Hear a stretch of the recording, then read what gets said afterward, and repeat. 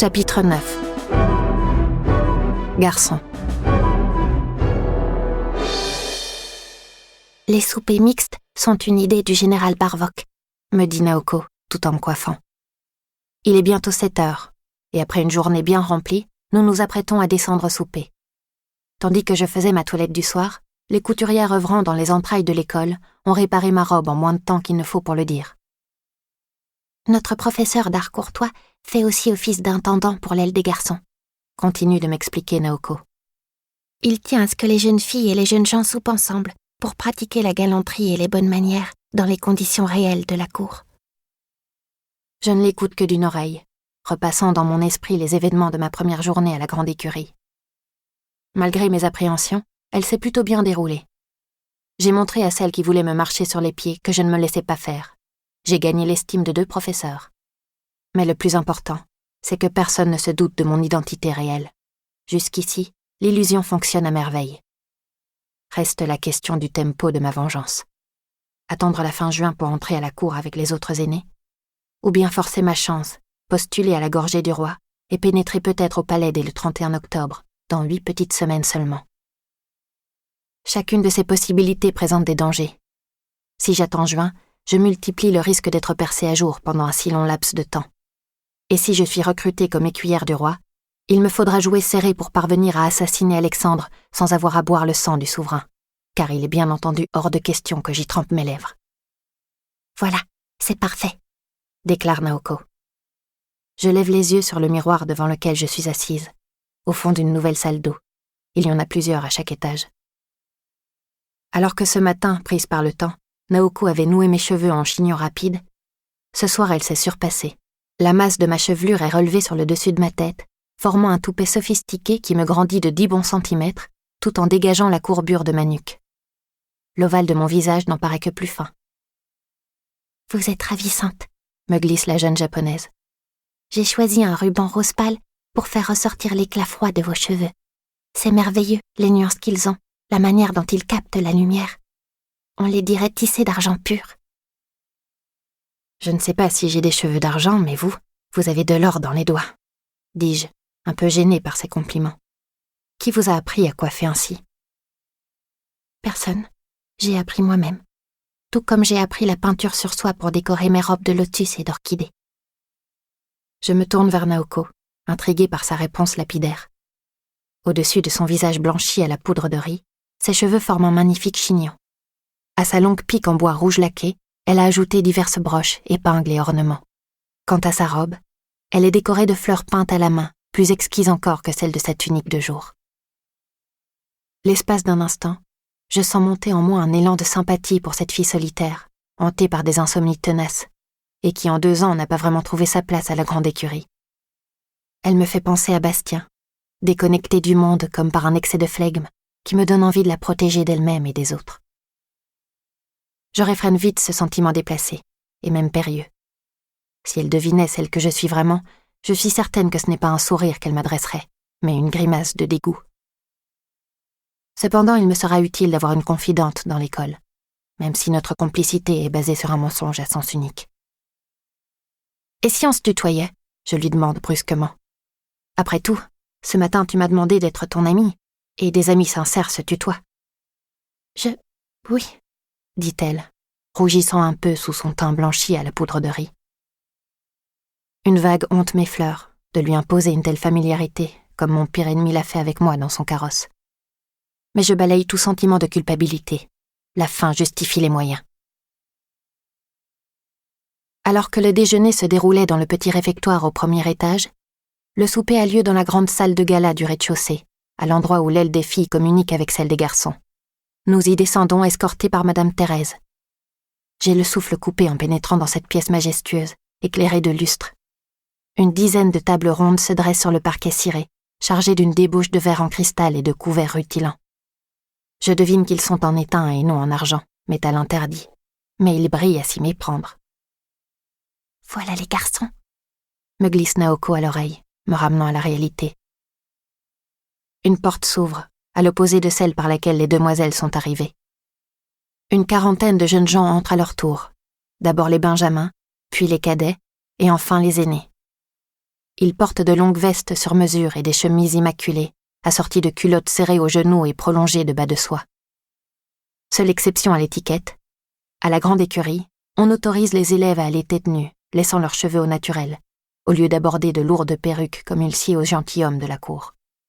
Il en est même un qui porte les cheveux courts, un grand jeune homme aux traits sculpturaux et à la peau sombre.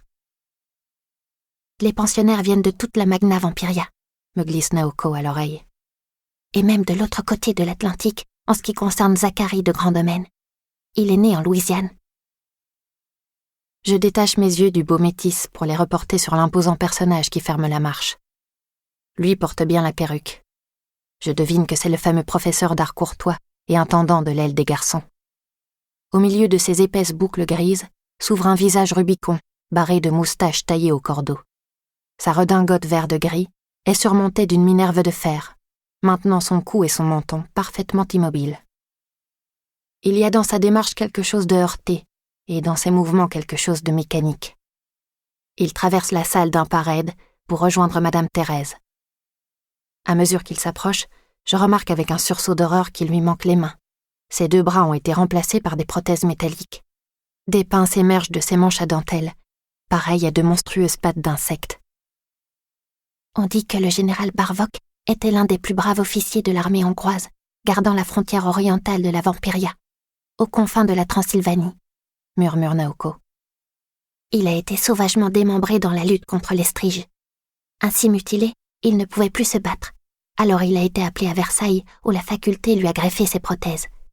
Il paraît qu'il doit porter sa minerve en permanence, même la nuit, sans quoi ses vertèbres se disloqueraient instantanément. Les Striges.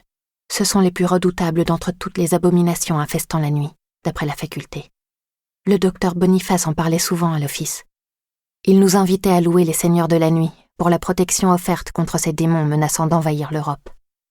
Je croyais que ce n'était qu'une légende, un argument de plus pour justifier le code mortel. Il s'agirait de vampires mutants, échappant au contrôle de la Vampiria, devenus difformes et fous sous l'influence des ténèbres. Le dogme prétend que les armées de l'immuable les combattent depuis près de 3 siècles, tout là-bas à la frontière de l'Est, au seuil de la Terra Abominanda, la terre abominable, ainsi nommée parce que les abominations y règnent sans partage. J'aimerais bien questionner Naoko davantage à ce sujet, mais à cet instant, le bizarre professeur d'art courtois fait teinter ses pinces l'une contre l'autre pour réclamer le silence. « Mesdemoiselles et messieurs, salutations !» commande-t-il d'une voix grave, où roule un accent guttural. Aussitôt, les 40 filles exécutent une révérence coordonnée, tandis que de l'autre côté de la salle, les garçons inclinent le buste comme un seul homme. Je me débrouille comme je peux pour suivre le mouvement sans trop me faire remarquer. « Mesdemoiselles et messieurs, à vos positions !» ordonne-t-il ensuite, comme s'il menait ses troupes à l'assaut. Les filles se mettent en marche vers les tables, imitées par les garçons. Les aînés siègent au centre de la salle, me glisse Naoko. Mais le plan de table change tous les soirs pour nous apprendre à nous mêler gracieusement à la société. Assieds-toi là où tu vois ton nom. Je remarque en effet qu'un petit carton est disposé devant chaque assiette, orné de patronymes élégamment calligraphiés. Déjà, Naoko se dirige vers la table où elle a repéré le sien, me laissant me débrouiller seule. « Oh, pardon, je m'excuse, en heurtant une demoiselle. Y a pas de mal. » Je lève les yeux. Ce n'est pas une fille, mais un garçon, portant une veste d'un beau grège clair. Les mains posées sur le dossier d'une chaise, il a manifestement trouvé où on l'avait placé ce soir. Sous ses cheveux blonds cendrés, l'harmonie de son visage est troublée par une longue cicatrice courant du coin de son sourcil droit jusqu'à sa joue. L'ancienne blessure file à quelques millimètres de son œil d'un bleu profond. Il s'en est fallu de peu pour qu'il soit borgne. « Je cherche ma place », dis-je. « Prince comme valet, ne cherchons-nous pas tous notre place en ce monde ?» rétorque-t-il. Je me fige, saisi par l'angoisse. Est-ce parce qu'il m'a percé à jour qu'il me parle de valet ? Mais non, c'est sur le mot « place » qu'il a insisté, et la lueur de défi dans ses yeux azur semble appeler une réponse. Les 4 autres filles et garçons debout autour de la table me scrutent attentivement eux aussi. Je reconnais Séraphine de la Patte Bise, celle qui s'est offusquée de mon manque de grâce au combat. À présent, elle me fixe de son regard aigu, s'attendant à ce que je fasse preuve d'esprit. « En effet, monsieur, je réponds, tâchant d'entrer dans le jeu. Mais comme le dit l'adage, qui va à la chasse perd sa place. Alors, cessons de philosophie. Dépêchez-vous de trouver la vôtre et laissez-moi trouver la mienne. Je m'apprête à le contourner, mais il ne m'en laisse pas le temps. Et si nous allions souper en cuisine, à la place? J'ai conscience de magnétiser à présent tous les regards de la salle, y compris ceux du général et de la gouvernante depuis leur poste d'observation à l'entrée. Les autres pensionnaires se sont tus, pour écouter la nouvelle et voir comment ils se débrouillent. Ce serait un peu déplacé, je rétorque. Nous pourrions nous faire remplacer, répond le garçon à la cicatrice, continuant ses variations ridicules sur le même mot. Bon sang, je cherche juste ma place. Je soupire, à court de munitions. Vous l'avez déjà dit, me reprend-il. Il me semble que vous faites du surplace, mademoiselle. Mademoiselle de Gastefrisch. Je lâche du bout des lèvres. Mon voisin de droite me donne un discret coup de coude. Il n'est pas très grand. Son habit de velours entièrement noir, des bas jusqu'au buste, contraste avec les couleurs arborées par les autres pensionnaires. Ses ongles eux-mêmes sont vernis de noir. Mais au-dessus du col rigide qui maintient sa tête dans une position altière, son visage est plein de sollicitude. Cheveux bruns en bataille et yeux vert sombre.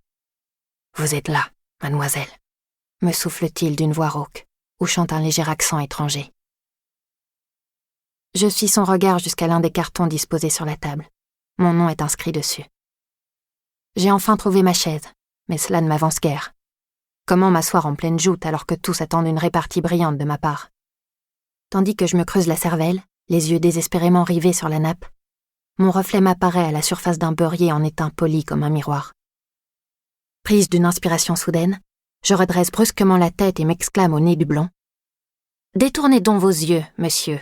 Ils sont trop mal polis pour que je m'y contemplasse. Quand bien même vous seriez le plus haut contemplace. » Les convives partageant notre table émettent de discrets applaudissements, y compris Séraphine de la Pâte-Bise, de ses élégantes mains blanches ornées de petits diamants, ainsi que sa voisine, une brune farouche dont le carton indique le nom, Marie-Ornella de Lorenzi. Je me dépêche de m'asseoir, soulagée que les conversations feutrées reprennent à travers la salle. Barvock lui-même se retire derrière la porte en boitant, entraînant Madame Thérèse avec lui pour discuter de je ne sais quoi. « Vous m'avez crucifié avec votre dernière réplique », me glisse le garçon à la cicatrice, en s'asseyant à côté de moi.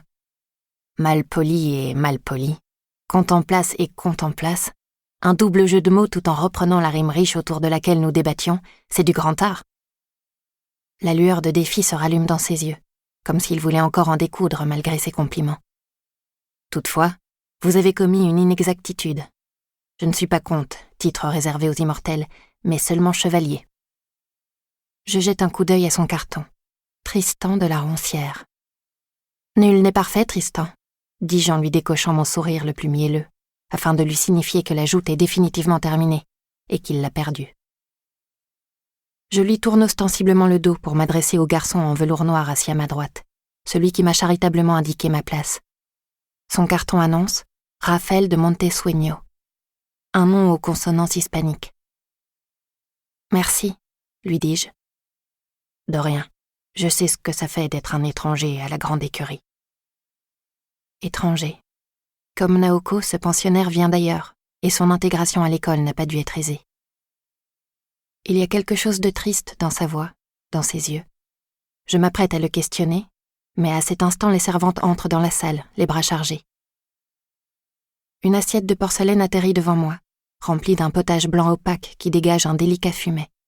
Du coin de l'œil, j'examine les gestes délicats de Séraphine en face de moi, afin de déterminer quelle cuillère utiliser, parmi les 6 qui sont disposées autour de l'assiette. « Diane, comment trouvez-vous ce velouté de truffes blanches du Piémont ?» me demande-t-elle. « N'est-il pas délicieux ?» Elle me sourit au-dessus de son assiette, sans que je puisse déterminer si son amabilité est sincère ou calculée. « Attendez, je goûte, » dis-je. Je trempe la cuillère adéquate dans le potage fumant, repensant avec nostalgie à la cueillette aux champignons où maman m'emmenait chaque automne quand j'étais petite, avant que je décide que je n'avais besoin de personne pour aller seule en forêt. Il n'y avait pas de truffes blanches à la Butora, seulement des champignons ordinaires, mais rien ne pourra remplacer le goût à jamais perdu des soupes que faisait ma mère. Vous avez raison, Séraphine. Délicieux, dis-je malgré tout. La vérité, c'est que j'ai une faim de loup après tous les événements de la journée. Je plonge à nouveau ma cuillère. Elle bute sur quelque chose. Un champignon qui ne serait pas passé à la moulinette. Je lève mon couvert pour mieux examiner le morceau à la lumière des lustres. Sa consistance poisseuse et velue, dont les poils accrochent le velouté, sa forme ovale où affleurent des fragments clairs ressemblant à de l'os, et les longues incisives jaunâtres qui dépassent devant. On dirait une tête de souris crevée. Prise d'un haut le cœur, je laisse retomber la macabre découverte dans mon assiette. Les éclaboussures de velouté giclent sur ma robe fraîchement recousue, déclenchant les exclamations de mes compagnons de table. Je sens mon estomac remonter dans ma gorge et je recrache la seule cuillère de potage que j'ai eu le temps d'avaler. Le rire clair d'Hélénaïs résonne à travers la salle, tandis que tous les regards convergent vers moi. « C'est ainsi qu'on vous a appris à souper dans votre château ?» raille-t-elle depuis sa table. Elle profite du fait que le professeur d'art courtois s'est absenté pour hausser la voix, afin que toutes et tous puissent l'entendre. Je suis surprise, mais en même temps, quelle manière attendre de la part d'une souris grise. À la façon dont Hélénaïs accentue ce mot, souris, je devine que c'est elle qui a glissé l'immondice dans mon potage. À quel moment et par quel moyen je l'ignore, mais c'est elle. Je me lève sous la risée générale, tremblante de honte dans ma robe tachée de soupe. Les servantes elles-mêmes ont suspendu le service pour me regarder d'un air désapprobateur. « C'est vous qui avez mis cette chose dans mon assiette !» je balbutie. « Quelle chose ?» fait Hélénaïs, feignant l'étonnement. « Ne jouez pas les innocentes. Je ne vois pas de quoi vous voulez parler. D'abord vos cochonneries à table, puis cette scène ridicule. Tenez-vous donc, que diable! Votre mère est-elle morte avant de vous inculquer les bonnes manières ?» C'est la goutte d'eau qui fait déborder le vase. Même si Hélénaïs fait allusion à la mère de la vraie Diane, la baronne emportée par les fièvres il y a des années, c'est l'image de ma propre mère qui jaillit dans mon esprit. Assassinée, il y a quelques jours seulement, pour maintenir l'ordre de la vampiria, afin que des nantis comme Hélénaïs puissent continuer à déguster leur velouté aux truffes. La rage l'emporte sur la honte. Je m'empare du couteau le plus aiguisé posé à côté de mon assiette, me retenant au dernier moment de le lancer. À la place, je saisis la salière et la projette de toutes mes forces à travers la salle. Mes années de pratique du lance-pierre m'ont appris à viser. La salière atterrit en plein dans l'assiette à soupe d'Hélénaïs, éclaboussant copieusement son buste et son visage. Elle pousse un hurlement aigu. « Assez !» gronde une voix profonde, comme le tonnerre. C'est le général, le visage rouge comme une pivoine au-dessus de sa minerve de fer. Dans ma fureur, je ne l'avais pas vu entrer avec la gouvernante. Il se tient là, ses membres métalliques s'entrechoquant d'indignation, comme s'il n'en avait plus complètement le contrôle. Je balbutie un début d'excuse, faisant glisser le couteau dans la poche de ma robe. « Je suis brûlée vive !» geint Hélénaïs, en appliquant une serviette sur son long cou laiteux. « Ma beauté légendaire est détruite à jamais !» Elle joue la comédie, bien sûr. Mais à la grande écurie comme à la cour, toutes les hypocrisies sont permises. « Gastefriche, dans le bureau du grand écuyer, tout de suite !» m'ordonne Madame Thérèse.